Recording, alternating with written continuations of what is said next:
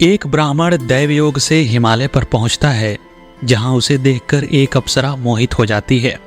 ब्राह्मण तो अपने धर्म पर अटल रहते हुए अप्सरा को त्याग कर घर आ जाता है, लेकिन अप्सरा उसके विरह में तड़पती रहती है और फिर एक गंधर्व उस अप्सरा का फायदा उठाता है, उसके गर्भ में अपनी संतति का अंश छोड़ देता है और वहां से एक बालक का जन्म होता है जिसका नाम है स्वररोचिष। यही स्वररोचिष आगे चलकर एक महान राजा हुआ और उसने एक हिरणी से संबंध स्थापित करके मनु को उत्पन्न किया। यह पूरी कहानी बड़ी ही रोचक है और मार्कंडेय पुराण में वर्णित है। तो आइए इस पूरी कहानी को एक ही जगह पर सुनते हैं।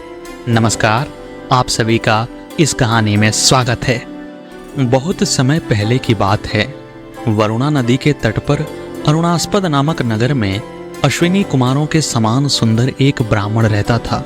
वह बड़ा ही रूपवान था और शील तथा नित्य कर्म में भी निरत रहता था।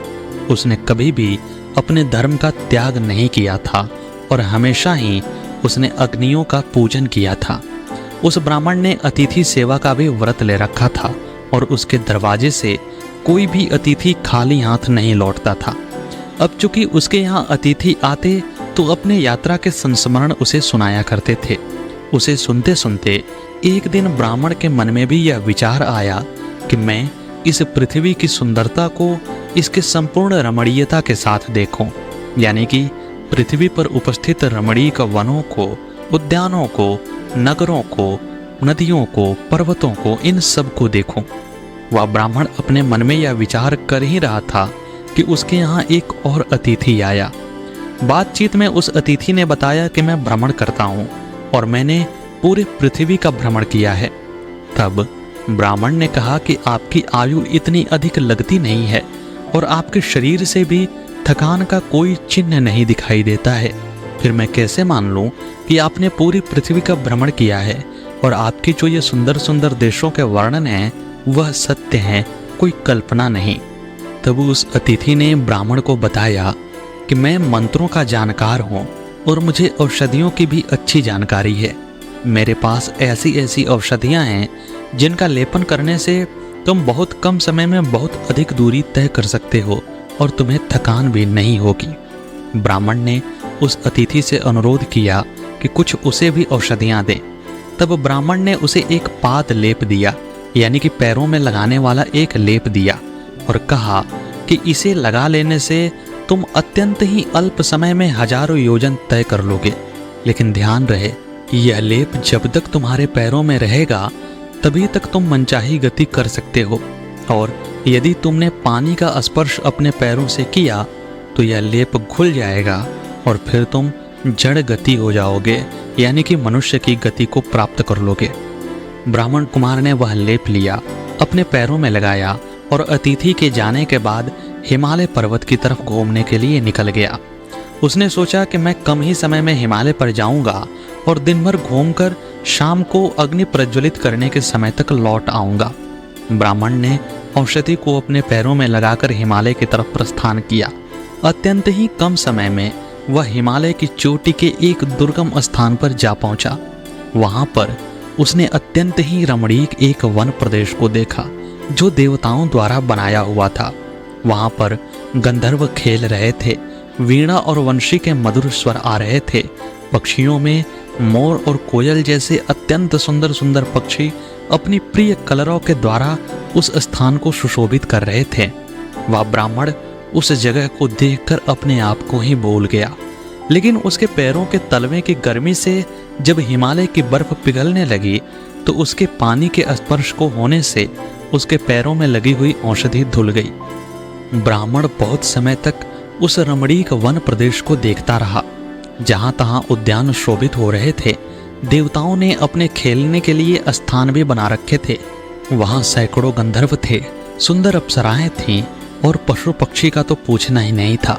हर तरफ शांति थी और हिंसक पशु भी वहां पर एकदम अहिंसक स्वभाव के साथ निवास कर रहे थे।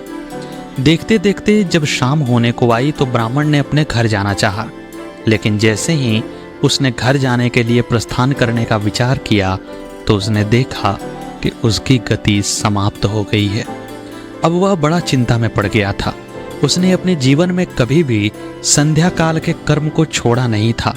इस बार उसके सामने यह प्रश्न उपस्थित हो गया कि यदि वह घर नहीं जाएगा तो गृहस्थ अग्नि कैसे जलाएगा, फिर उसका धर्म नष्ट हो जाएगा, वह होम नहीं कर पाएगा।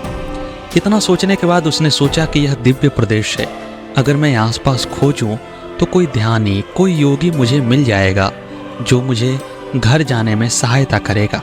यही सोचकर वह उस रमणीक स्थान पर इधर उधर घूमने लगा। इतने में एक वररूथिनी नामक अप्सरा ने उसे देखा। वररूथिनी बड़ी ही सुंदर अप्सरा थी। जब उसने ब्राह्मण को देखा तो उसकी कांति और उसकी शोभा से वह आसक्त हो गई और उसके मन में कामदेव का प्रभाव जगने लगा। वह अपने आप को और सुंदर बनाकर ब्राह्मण के सामने आई और ब्राह्मण से बोली कि हे सुंदर युवक, तुम कौन हो? तुम देवता नहीं हो, गंधर्व नहीं हो, यक्ष नहीं हो, तुम अवश्य ही मनुष्य दिखाई देते हो। तुम यहाँ किस प्रकार पहुँचे और तुम बड़े ही चिंतित होकर इधर उधर भ्रमण कर रहे हो, इसका कारण क्या है? तब ब्राह्मण ने कहा, हे सुंदरी, मैं एक ब्राह्मण हूँ। मैं वरुणा नदी के तट पर स्थित अरुणास्पद नगर से आया हूँ। मुझे एक अतिथि ने पैरों में लगाने के लिए औषधि दिया था, जिसके प्रभाव से मैं यहाँ तक पहुँचा, लेकिन बर्फ के स्पर्श से वह औषधि धुल गई है और मैं अब घर जाने के लिए चिंतित हूँ। यदि मैं घर नहीं गया तो मेरा धर्म नष्ट हो जाएगा। अगर तुम मुझे घर पहुँचा सको तो तुम्हारी बड़ी कृपा होगी, क्योंकि तुम्हारी कांति दैवीय है। तब कामदेव के बाण से विधि हुई उस अप्सरा ने ब्राह्मण से कहा कि तुम घर क्यों जाना चाहते हो? मैं तुम पर आसक्त हूँ। तुम मेरे साथ इस सुंदर प्रदेश में रमण करो। तुम्हें घर जाकर क्या मिलेगा? यहाँ पर स्वर्ग से भी अधिक सुंदर स्थान है। यहाँ पर तुम्हें हर प्रकार के सुख और हर प्रकार के भोग मिलते रहेंगे। तुम्हें चिंता करने की कोई आवश्यकता नहीं है। अगर तुम मेरे साथ रमण करोगे तो शीघ्र ही अपने बंधु बांधवों को भी भूल जाओगे और यहाँ सुखपूर्वक निवास करोगे। यहाँ पर तुम्हें जरा और मृत्यु, बुढ़ापा आदि चीज भी नहीं व्याप्त होंगे। फिर तुम सुख से यहाँ क्यों नहीं रहते हो? ब्राह्मण ने उस अप्सरा को समझाते हुए कहा कि हे सुंदरी, मैं ब्राह्मण हूँ। ब्राह्मणों के लिए भोग विलास नहीं बना है। मुझे इस सुंदर जगह को देखने की लालसा थी, लेकिन मैं यहाँ बस नहीं सकता हूँ। यह मेरा धर्म नहीं है। मेरा धर्म तो संध्या कर्म करना है, नित्य कर्म करना है। मैं यदि घर नहीं गया तो गृहस्थ अग्नि नहीं चला पाऊंगा, जिसके कारण मेरा धर्म नष्ट हो जाएगा। अतः तुम मुझे यहाँ रुकने के लिए ना कहो। यदि तुम वास्तव में मुझसे प्रेम करती हो तो मुझे यथाशीघ्र मेरे घर पहुंचा दो। वरुरुतनी ने कहा कि तुम क्यों जिद पर अड़े हुए हो? तुम घर जाकर क्या करोगे? तुम यहाँ मेरे साथ भोग विलास करो, रमण करो। घर जाकर तुम्हें कुछ नहीं मिलने वाला है। ब्राह्मण ने फिर अनुरोध किया कि मैं तुम्हारे साथ किसी भी तरह से विलास नहीं कर सकता हूँ। मेरे गुरु ने कहा है कि पराई स्त्री की तरफ कभी भी गलत निगाह से मत देखना। मैं अपनी स्त्री के अलावा किसी से भी रमण करने की स्थिति में नहीं हूँ, इसलिए तुम मुझ पर कृपा करके मुझे घर जाने दो। तब वरुरुथिनी नामक वह अप्सरा, जो कि कामदेव के प्रभाव से अशक्त हो रही थी, उसने ब्राह्मण से अनुनय विनय करने के साथ कहा कि आत्मा की 8 गतियों में से एक दया भी है।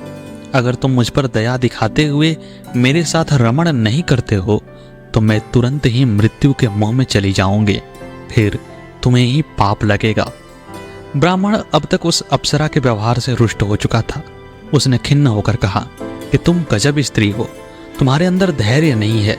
तुम पर पुरुष को प्राप्त करना चाहती हो। तुम नहीं जानती कि यह पाप है। मैं तुम्हारे साथ रमण नहीं कर सकता। अप्सरा ने कहा कि मैं अप्सरा हूँ, मैं इच्छा अनुसार किसी भी पुरुष से रमण कर सकती हूँ। विधाता के यहाँ मेरे लिए इस कृत्य का कोई पाप नहीं है। तब ब्राह्मण ने कहा, लेकिन ब्राह्मण होने के नाते मुझे यह कृत्य वर्जित है, इसलिए मैं तुम्हारी इच्छा की पूर्ति नहीं कर सकता हूँ। अब तुम मुझे घर भेजने का ही प्रयास करो। वरुरुथिनी किसी भी प्रकार उसे घर भेजने को राजी नहीं हो रही थी। वह उससे अनुनय विनय करती जा रही थी, उस पर अपने साथ संभोग करने का दबाव बढ़ाती जा रही थी। तब ब्राह्मण ने अत्यंत ही क्रोधित होकर अग्नि का आह्वान किया और कहा कि यदि मैं अपने कर्म से कभी भी च्युत नहीं हुआ हूँ, मैंने हमेशा ही वेद वेदांगों के विधि के अनुसार अपने जीवन को जिया है। मैंने हमेशा अग्नि की पूजा की है और अपने धर्म में स्थित रहा हूँ। तो हे अग्नि देवता, आप मुझ में प्रतिष्ठित होइए और मुझे सूर्यास्त से पहले घर पहुँचा दीजिए। ब्राह्मण के इस प्रकार संकल्प करने से तत्काल ही अग्निदेव प्रकट हुए और उसके शरीर में कांति के रूप में उपस्थित हो गए। वह ब्राह्मण अग्नि से शोभित हुआ, इस तरह से लगने लगा जैसे वह देवताओं का भी देवता हो। उसके इस अपूर्व सौंदर्य को देखकर वररूथनी उसमें और आसक्त हो गई, लेकिन अब वह ब्राह्मण रुक नहीं सकता था। अग्निदेव के प्रभाव ने उसे तत्काल ही उसके घर पहुंचा दिया। दोस्तों, अगर आपको हमारी कहानियां पसंद आती हैं तो इस वीडियो को लाइक करके हमारे चैनल को सब्सक्राइब अवश्य कीजिएगा। इसमें आपका तो 2 से 3 सेकंड का समय लगेगा, लेकिन हमारा चैनल इससे जीवंत बना रहेगा और सनातन के लिए किया गया हमारा प्रयास अधिक लोगों तक पहुंच सकेगा। तो हम आपसे इतनी अपेक्षा तो कर ही सकते हैं। अब आइए कहानी पर वापस लौटते हैं। इधर ब्राह्मण तो अपने घर आ गया, उधर वररूथनी अपने मन में उसके रूप को याद करते हुए विरह तख्त होकर विहार करने लगी। उसे न तो भोजन अच्छा लग रहा था, न ही वह रमणीय का वन प्रदेश उसके मन को लुभा रहा था। इतने में सायं काल हो गया। रात होने पर भी जब वह अप्सरा लंबी लंबी सांस लेते हुए विहार कर रही थी तो कली नामक एक गंधर्व ने उसे देखा। कली ने पहले ही वररूथनी अप्सरा को प्रेम प्रस्ताव दिया था, लेकिन वररूथनी ने उसके प्रेम प्रस्ताव को अस्वीकार करके उसका अपमान भी किया था। कली ने सोचा कि यह इस तरह विरह दग्ध क्यों है, तो उसको 1-2 चीजें दिमाग में आईं कि या तो इसे किसी मुनि ने शाप दिया है अथवा यह किसी के प्रेम में दग्ध हो रही है। तब उसने ध्यान किया और ध्यान कर कर पूरी बात का पता लगाया। जब उसने देखा कि यह एक ब्राह्मण मनुष्य के प्रेम से बधी हुई है तो उसने तत्काल ही अपने मन में विचार किया कि यह मेरे लिए उपयुक्त अवसर है। ऐसा सोचकर उसने ब्राह्मण का स्वरूप धारण किया और वररूथनी अप्सरा के आसपास विहार करने लगा।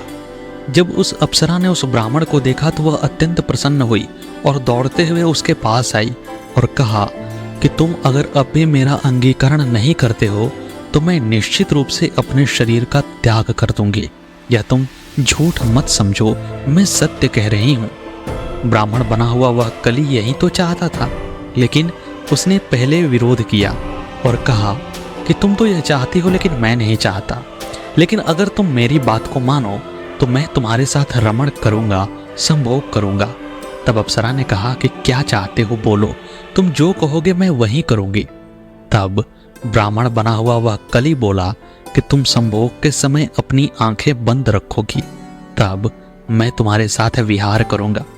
ऐसा उसने इसलिए बोला क्योंकि संभोग करते समय वह ब्राह्मण के शरीर में नहीं रहना चाहता था। ऐसा करने से उसको संभोग का संपूर्ण आनंद नहीं प्राप्त होता, बल्कि वह दूसरे के रूप में उस आनंद को प्राप्त करता। इसीलिए उसने शर्त रखी कि संभोग करते समय तुम अपनी आंखें बंद रखना। वररूथनी ब्राह्मण के प्रेम में पागलता की हद तक आसक्त थी। उसने उस कली नामक गंधर्व की बात को मान लिया, जो कि अप्सरा को लगा कि ब्राह्मण ही है। इसके बाद वह कली नामक गंधर्व ब्राह्मण बना हुआ वररूथनी के साथ उस रमणीक प्रदेश में विहार करने लगा। वह दिन प्रतिदिन उसके साथ रमण करता और भोग विलास में रत रहता। ऐसा करते हुए जब बहुत अधिक समय बीत गया तो उस ब्राह्मण रूपी गंधर्व के वीर्य से वररूथनी अप्सरा गर्भवती हुई। उस गर्भवती अप्सरा को ब्राह्मण रूपी गंधर्व ने बहुत अधिक ही सांत्वना दिया और प्रेम पूर्वक उससे जाने के लिए कहा। वररूथनी ने उसे जाने की अनुमति दे दी और गंधर्व ब्राह्मण के रूप को त्याग कर वापस गंधर्व के रूप में वररूथनी से दूर चला गया। समय आने पर वररूथनी ने एक पुत्र को जन्म दिया। वह पुत्र उत्पन्न होते ही अपूर्व कांति से युक्त था। उसकी शोभा अत्यंत अच्छी थी, इसीलिए उसका नाम स्वररोचिष रखा गया। स्वररोचिष दिन प्रतिदिन बड़ा होने लगा और उसके बाद उसने युवावस्था प्राप्त करते करते वेदों का, वेदांगों का और धनुर्वेद का भी अध्ययन कर लिया। वह अत्यंत ही सुंदर तथा अत्यंत ही बलवान युवा बना। एक दिन वह पर्वतीय प्रदेश में विचरित हो रहा था कि उसने एक कन्या को भयभीत होकर भागते हुए देखा। वह बचाओ बचाओ की रट लगा रही थी। उसको देखकर वह बोला कि हे कन्या, तुम किस भय से आंखें बंद करके भागी जा रही हो? तुम डरो मत, मुझसे यह बात बताओ।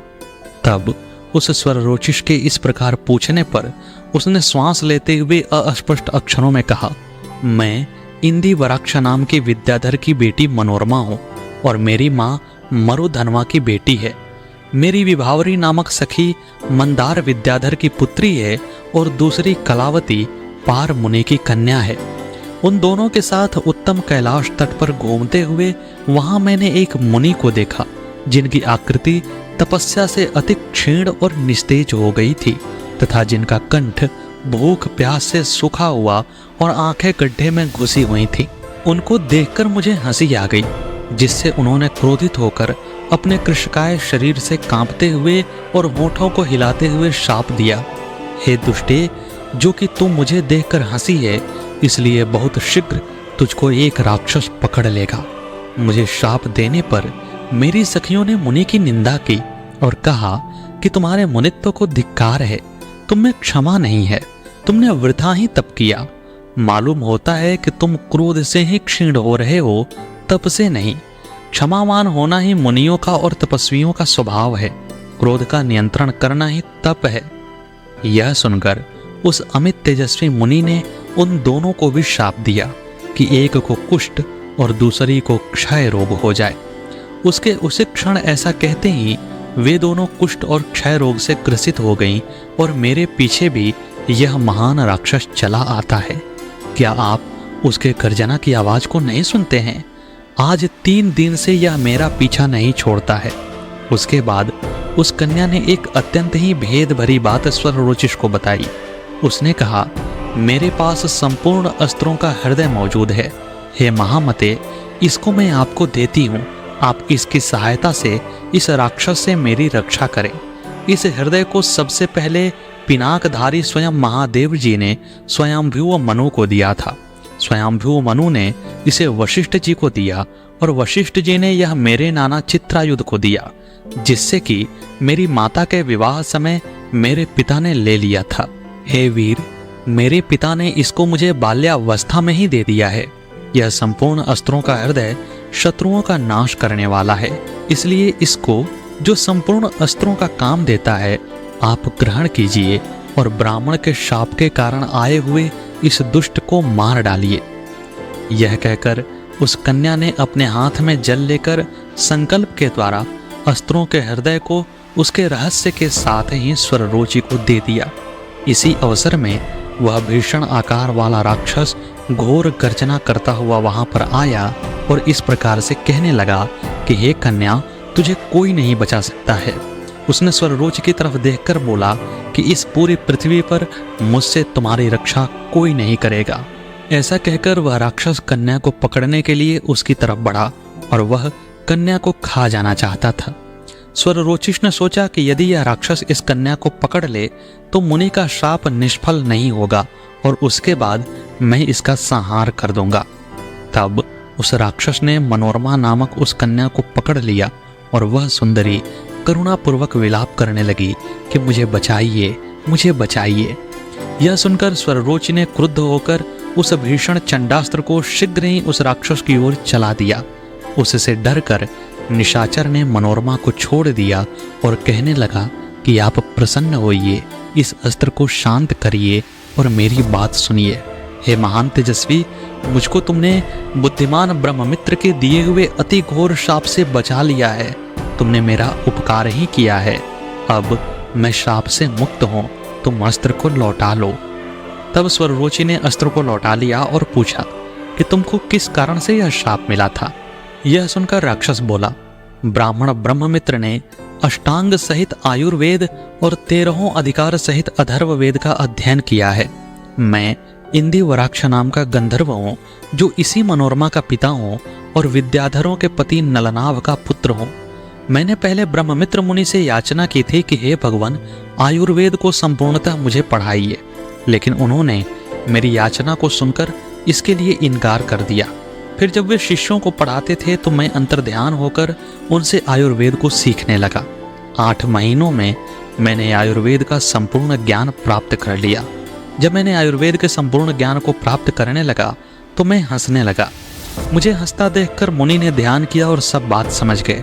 फिर उन्होंने शाप दिया कि तुमने छिपकर मेरी विद्या पढ़ी है, तुमने राक्षसों जैसा कृत्य किया है, इसलिए तुम 7 रात के भीतर एक दारुण राक्षस बन जाओगे। उनके ऐसा कहने पर मैंने उनसे प्रणाम आदि अनुनय विनय से उनको प्रसन्न किया।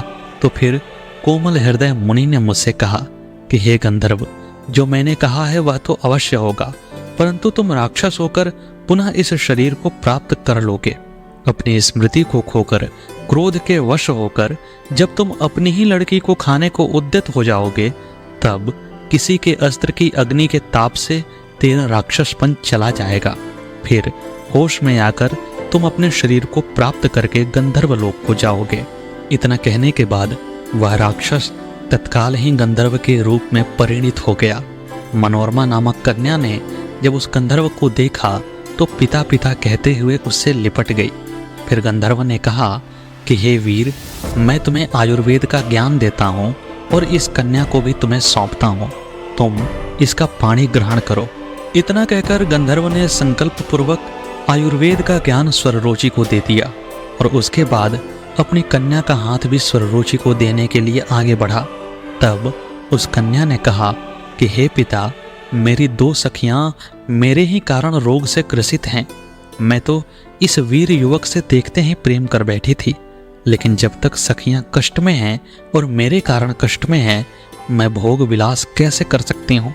मैं एक स्त्री हूँ, मेरा हृदय कोमल भावों से बना हुआ है, मैं यह अकृत्य नहीं कर सकती हूँ।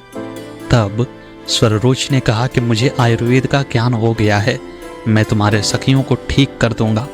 यह सुनकर उस कन्या ने स्वररोचि से विवाह कर लिया और दोनों सुखपूर्वक उन सखियों के पास गए जो कुष्ठ और क्षय रोग से पीड़ित थीं। तब वहां जाकर स्वररोचि ने उन दोनों का इलाज किया और वे दोनों स्वस्थ हो गईं।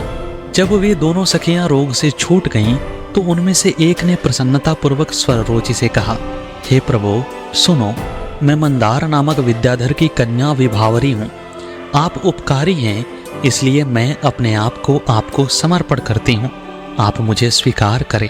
मैं आपको एक विद्या भी देती हूँ जिससे सब जीवों की बोली का ज्ञान आपको हो जाएगा। आप मुझ पर प्रसन्न हो। उसके इस प्रकार कहने पर धर्मात्मा स्वररोचि ने उससे एव मस्तु कहा और उसे अंगीकार कर लिया। दूसरी सखी ने भी इस प्रकार कहा, हे कुमार, वेद वेदांग के जानने वाले भाग्यवान ब्रह्मर्षि ब्रह्मचारी पार मुनि मेरे पिता हैं। एक समय कोकिलों की ध्वनि से परम रमणीक वसंत ऋतु में पुंजकस्त नामक अप्सरा उनके पास आई। उस महापर्वत पर कामसक्त होकर मुनि ने उससे भोग किया और उस संभोग के परिणाम स्वरूप मेरा जन्म हुआ। मुझको उस निर्जन वन में जहाँ सर्प और सिंह भरे हुए थे, पृथ्वी पर अकेला छोड़कर मेरी माता चली गई। फिर जिस तरह चंद्रमा कलाओं से दिन प्रतिदिन बढ़ता है, उसी तरह मैं वृद्धि को प्राप्त होती गई। इसी कारण मेरे पिता ने मेरा नाम कलावती रखा और इसके बाद मुझे एक गंधर्व पालने के लिए पिता से मांग कर ले गया। फिर मेरे पिता से एक राक्षस ने मुझे मांगा। उनको न देने पर उस राक्षस ने उन्हें सोते समय शूल से मार डाला। इससे मैं अति निराश होकर आत्मघात करने पर उद्यत हुई तो उस समय शिवजी की पत्नी सती ने मुझको ऐसा करने से रोका। उन्होंने कहा कि हे सुंदरी, तू सोच मत कर, तेरे स्वामी महाभाग स्वररोचि होंगे और उनके पुत्र मनु होंगे। हे शुवे, संपूर्ण निधियां तेरी आज्ञा को मानेंगी और तुमको मनवांछित धन राशि देंगी। महापद्म से पूजित पद्मिनी नाम की विद्या मैं तुम्हें देती हूँ, इसको ग्रहण करो। इस विद्या के प्रभाव से सब निधियां तुम्हारी होंगी। सत्यपरायणा दक्ष कन्या सती ने मुझसे ऐसा कहा था और वह स्वररोचि निश्चय ही तुम हो। देवी असत्य नहीं कह सकती, वह कलावती मैं हूँ तथा उस विद्या का मैं तुम्हें अपने शरीर से अर्पण करती हूँ। आप मुझ पर प्रसन्न हो, मुझे स्वीकार करें। फिर स्वररोचि ने उस कन्या कलावती से कहा कि ऐसा ही होगा। तब विभावरी तथा कलावती के स्निग्ध प्रेम से स्वररोचि प्रसन्न हुए और देवताओं किसी कांति वाले स्वररुचि ने मनोरमा के साथ साथ उनकी दोनों सखियों विभावरी तथा कलावती से भी विवाह कर लिया। स्वररुचि ने विभिन्न परिस्थितियों में 3 अलग अलग स्त्रियों से विवाह किया। ये स्त्रियां थीं मनोरमा, कलावती और विभावरी। इन स्त्रियों से विवाह के परिणाम स्वरूप उसे अस्त्रों का अपूर्व भंडार मिल गया, पशु पक्षियों की बोली को समझने का मंत्र मिल गया और साथ ही उसे एक ऐसी विद्या प्राप्त हुई जिससे वह जितनी भी चाहे धन संपदा अर्जित कर सकता था। इन सब के होने के कारण वह अपूर्व वैभवशाली हो गया। उसके वैभव को देखकर देवता भी जलन महसूस करते थे। वह जब अपनी पत्नियों के साथ विहार करता तो तीनों लोकों के प्राणी उसे देखते रहते थे। वह अत्यंत ही प्रेम पूर्वक अपनी तीनों पत्नियों के साथ रमण करता और उसकी तीनों पत्नियों में भी परस्पर बड़ी ही प्रीति थी। एक बार वह हिमालय पर्वत पर विहार कर रहा था। अपनी पत्नियों के साथ विहार करता हुआ स्वररुचि किसी भी तरह से देवताओं से कम नहीं लग रहा था। उसके विहार को देखकर मानसरोवर में तैरती 2 हंसिनियां आपस में बातें करने लगी। एक हंसिनी उसके प्रभाव को देखकर उससे जलन महसूस करती हुई दूसरी हंसिनी से इस प्रकार कहती है कि यह स्वररुचि धन्य है, यह अत्यंत पुण्यवान है जो यौवनावस्था में अपनी स्त्रियों सहित इच्छित भोगों को भोग रहा है। इस संसार में बहुधा यदि पति सुंदर और युवा है तो उसकी स्त्री कुरूपा है, और यदि पत्नी अच्छी है तो पति अच्छा नहीं है। कहीं स्त्री की कद्र है तो कहीं पुरुष की। परस्पर दाम्पत्य प्रेम अति दुर्लभ है। यह स्वररुचि धन्य है कि इसकी पत्नियां इसको चाहती हैं और यह भी उनको बहुत प्यार करता है। जिन स्त्री पुरुषों में परस्पर प्रीति है वे ही धन्य हैं। हंसिनी के इन वचनों को सुनकर चक्रवाकी ने तनिक भी आश्चर्य न करते हुए उससे इस प्रकार की उल्टी बात कही कि यह स्वररुचि धन्य नहीं है, कारण इसको अन्य स्त्री के सामीप्य से लज्जा नहीं है। जब यह एक के अतिरिक्त दूसरी स्त्री से भी भोग करता है तो इसकी प्रीति सब में बराबर नहीं हो सकती। जब इसके चित्त का अनुराग एक स्त्री में स्थित नहीं है तो इसकी प्रीति सब स्त्रियों में बराबर किस प्रकार हो सकती है। इसीलिए न तो यह पति की स्त्रियां हैं और न स्त्रियों का यह पति है। ये तो केवल विनोद मात्र हैं, अथवा जिस तरह अन्य लोग हैं उसी तरह ये भी हैं। यदि इन लोगों का यही इष्ट है तो जब ये एक स्त्री से आलिंगन करके दूसरी से भोग करता है तो तीसरी स्त्री प्राण क्यों नहीं छोड़ देती। इन स्त्रियों ने विद्या दान रूपी मूल्य देकर स्वररुचि को बतौर सेवक के खरीद लिया है। एक पुरुष का प्रेम कई स्त्रियों में बराबर नहीं रह सकता है।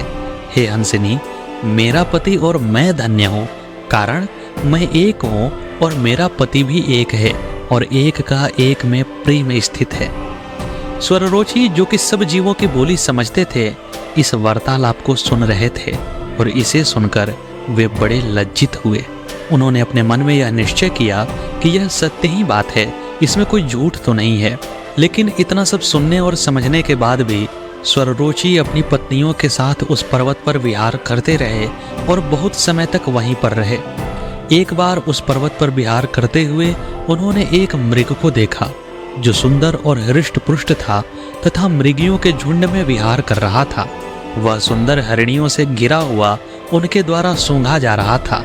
वे हरिणियां आकर्षित होकर उसको सूंघती और उससे लिपटती थीं। इतने में वह मृग उन सभी से बोलता है कि तुम मुझे लज्जा मत छोड़ने दो और यहाँ से जाओ। मैं स्वररुचि नहीं हूँ और न उसका सा मेरा शील है। उसके समान बहुत से निर्लज्ज मृग हैं, तुम उनके पास जाओ। जिस प्रकार एक स्त्री की बहुत से पुरुषों के साथ रहने से संसार में हंसी होती है, उसी प्रकार एक पुरुष का अनेक स्त्रियों को भोगना निंदित है। जो पुरुष अन्य स्त्री में कामासक्त रहता है उसकी धार्मिक क्रियाओं की दिन पर दिन हानि ही होती जाती है, और जो ऐसे चरित्र वाला है उसे परलोक से विमुख ही समझो तुम लोग। मैं तो अपने धर्म पर दृढ़ रहूंगा, मैं कोई स्वररुचि थोड़े हूँ। हरिणी के द्वारा मृगियों के प्रति कहे हुए वचनों को सुनकर स्वररुचि ने अपने आप को पतित समझा। चक्रवाकी एवं मृग की कही हुई नसीहत से उसने स्त्रियों को त्यागने की इच्छा की, परंतु स्त्रियों के पास आते ही उसकी काम वासना पुनः बढ़ गई। वह सब ज्ञान कथा भूल गया तथा उसने पुनः अनेक वर्षों तक उन स्त्रियों के साथ विहार किया। परंतु वह बुद्धिमान स्वररोची विषयों में आसक्त होता हुआ भी धर्म पूर्वक सब क्रियाओं को करता रहा। इसके बाद स्वररोची के 3 महाबली पुत्र उत्पन्न हुए, जिनके नाम थे विजय, मेरुनंद और प्रभाव। इंदिवर की पुत्री मनोरमा से विजय का जन्म हुआ, विभावरी से मेरुनंद का और कलावती से प्रभाव उत्पन्न हुआ। सब भोगों को उत्पन्न करने वाली जो पद्मिनी नाम की विद्या थी, उसके बल से स्वररोची ने 3 नगर बसाए। उस पर्वत के पूर्व दिशा की ओर उसने कामरूप विजय नाम का नगर बसाया, जिसे पहले पुत्र विजय को दे दिया। उत्तर दिशा की ओर बड़े बड़े भुवनों से भरा हुआ नंदवती नाम की नगरी बसाई और उसे मेरुनंदन को दे दिया। तत्पश्चात उसने दक्षिण की ओर एक नगर बसाया, जिसका नाम ताल था, और उसे बसाकर कलावती के पुत्र प्रभाव को दे दिया। अपने पुत्रों को इस प्रकार अलग अलग राज्य देकर वह परम पुरुष श्रेष्ठ उन स्त्रियों के साथ पूर्ववत रमण करता रहा। एक बार स्वररुचि ने शिकार करने के उद्देश्य से धनुष हाथ में लेकर वन में प्रवेश किया। वन में विचरते हुए उन्होंने एक शूकर का पीछा किया, और जब वह बहुत दूर पर दिखाई दिया तो धनुष को कान तक खींच लिया। वह शूकर पर बाण चलाने ही वाला था कि उसी समय एक हिरणी वहां पर आई और आकर उसने स्वररुचि से कहा कि आप प्रसन्न होकर यह बाण मुझ पर छोड़ दीजिए। इसके बाद वह बार बार ऐसा ही आग्रह करने लगी।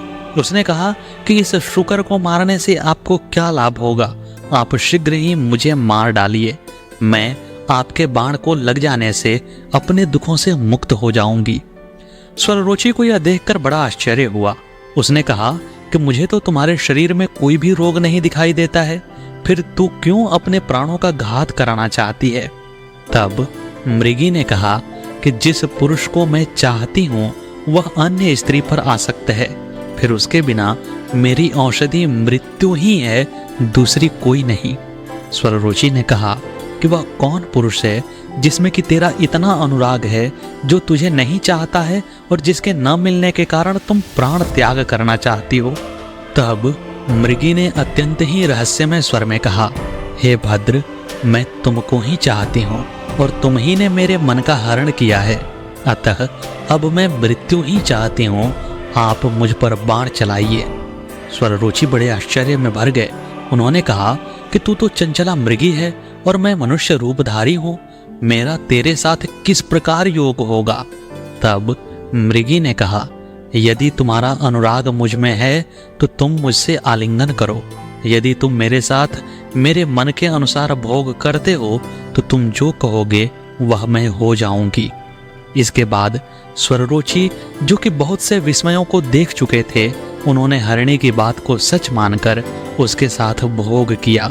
उनके आलिंगन करते ही वह हरिणी शीघ्र ही दिव्य शरीर वाली स्त्री हो गई। उस समय विस्मय से भरे हुए स्वररुचि ने उससे इस प्रकार से पूछा कि तुम कौन हो? तब उस स्त्री बनी हुई हरिणी ने लजाकर कहा कि मैं इस वन की देवी हूँ, मुझसे देवताओं ने प्रार्थना की है, अतः मैं आपसे कहती हूँ कि हे महामते, मुझसे मनु को पैदा कीजिए। देवताओं के वचन से ही मैं आपसे कहती हूँ कि मेरे द्वारा आप इस भूलोक का पालन करने वाला पुत्र उत्पन्न कीजिए। इसके बाद स्वररुचि ने सब लक्षणों से युक्त और अपने समान तेजस्वी एक पुत्र उस हरिणी से पैदा किया। उस पुत्र के पैदा होने के समय देवता लोग बाजे बजाने लगे, गंधर्व गाने लगे और अप्सराएं नाचने लगीं, तथा नागलोक और तपोधन ऋषिगण उस बालक के ऊपर जल के छींटे मारने लगे और देवता लोग पुष्पों की वर्षा करने लगे। पिता ने उसका तेज देखकर स्वयं उसका नाम द्युतिमान रखा, कारण कि वह अपने तेज से सब दिशाओं को प्रकाशित कर रहा था।